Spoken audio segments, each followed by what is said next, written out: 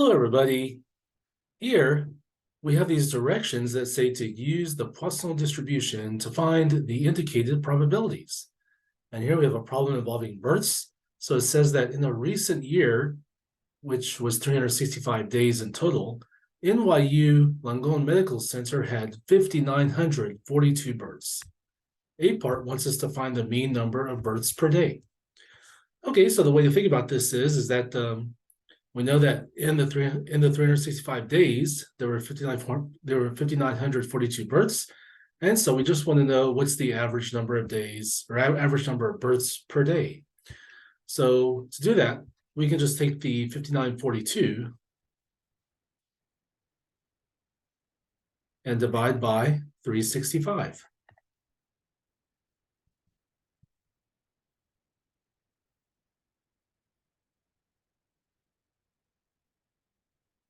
When I do that, I get 16 point.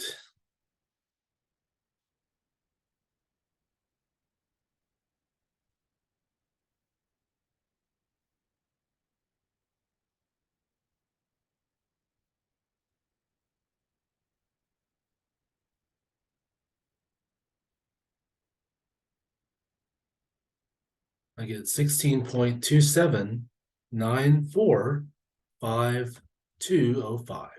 All right. So this is the average number of births per day. Now, we're not sure exactly how many births happened each day. So this number could be more one day and could be less than this number another day. But at least on the average, they had 16.279, etc. births per day.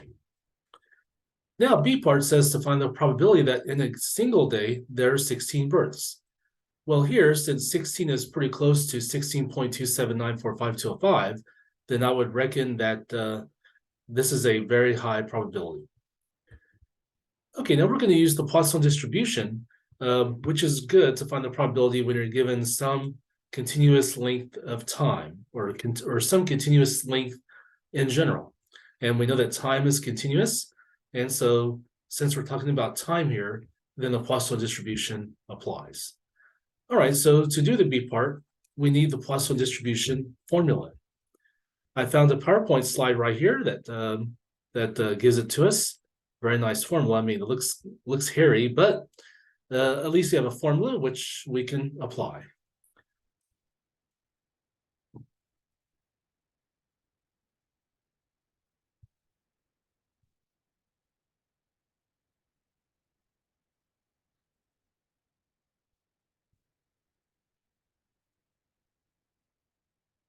Okay, all right, so P of X. So in this case, X is going to be the given number, which is 16. So we'll put 16 in for X there. So we got P of 16 is equal to, now here we have the Greek letter mu. Mu is the mean number of occurrences of the event in the intervals. So in this case, the mean is the number we got from the A part. So the mean is 16.27, all that. So we'll go and put that in there, 16.27, 945, 205. And this is raised to the X, so this is going to be to the 16. And times E, all right, now E is a number that's about 2.71828. If you're more interested in where the number E comes from, then I recommend a course in calculus. So in calculus, E is a very popular number. Comes up in many situations. All right, so for now, we'll just put E there. And then to the negative mu, so that's going to be to the negative, mu is again 16.2794525. And this is divided by X factorial. So this is actually going to be 16 factorial. So in order to find the answer, we just have to simplify this long expression. Now, rather than do this by hand, I strongly recommend using a calculator, and we can use the Desmos calculator for this one. Okay, this is at desmos.com/scientific.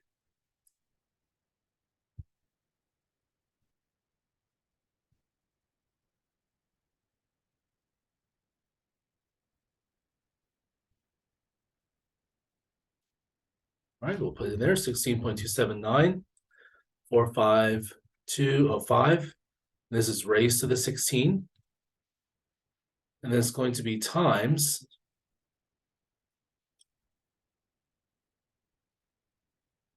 E. All right, now instead of putting in that number 2.71828 directly, Desmos understands the E. So first we'll type the times sign, and then we'll type the E. All right, and then to the negative 16 point all that. And I'm going to put this over. Now, in Desmos, in order to put something over, we'll type close parentheses there, and then it automatically gives an open parentheses there around the whole thing. And then we can type in slash, and that puts all that in the numerator. And then in the denominator, we just want to put 16 factorial. And fortunately, Desmos understands the factorial symbol. All right, so that should be it. Now let's see what the answer for that's going to be. It's 0.098978477054.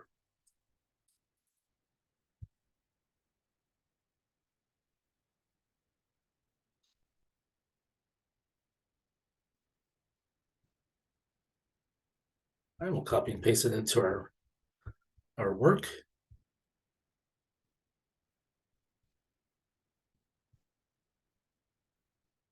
Or no, I thought it would be high probability, but it's pretty low, right? However, it's greater than 0.05, and so that means this should be usual. All right. So even though this is a low probability, since this number is greater than 0.05, then this occurrence should be usual. So so we can say it's usual to have 16 births in one day. Now, why is it so low? Well, there's so many other numbers that we can have besides 16, like we could have 15 or 14 or 17 or 20. So there's so many other numbers that we can have, which is why we have a low probability. But again, since this is greater than 0.05, then having 16 bursts is a common occurrence. All right, so that's the answer to the B part there. All right, now the C part is asking, find the probability that in a single day there are no births. So would 0 bursts in a single day be a significantly low number of bursts? Well, let's find it out. Well, instead of here in this case, X will be 0.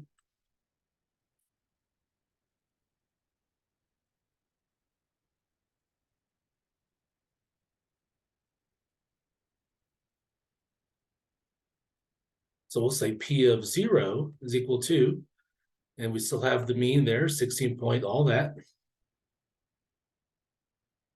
And then raised to the 16, so in this case, raised to the 0, times E to the negative, all that again. And this is over 0 factorial. So basically, everywhere I saw a 16, I replaced it with 0 to do the Z part. Now we just have to simplify what this is.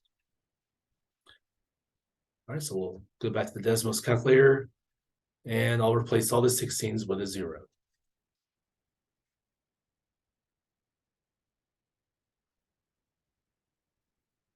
And we get this number right here.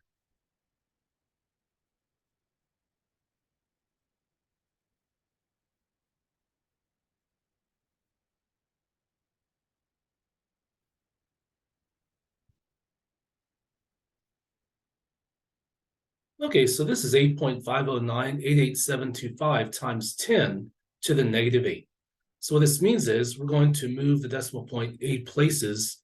So because of this exponent 8 here, we're going to move the decimal point 8 places to the left. And so this will wind us up in giving 0.7 and then the 8.509888725. You know, that's a really, really low probability, all right? So that makes sense because 0 is pretty far away from that mean of 16.279, etc. All right. Okay, now let's answer this question. Would 0 be significantly low? All right, so here's how we can formalize that answer. So since 0.00000085, 0.9888725 is less than 0.05. So 0.05 is a good boundary point between really low and significantly, I should say it's a good boundary point between low and significantly low. So yes, B part was low, but not significantly low because it was greater than 0.05. It's usual, okay? But here in C part, we definitely get less than 0.05. And so definitely zero births is significantly low. And that's how to do a problem involving the Poisson distribution.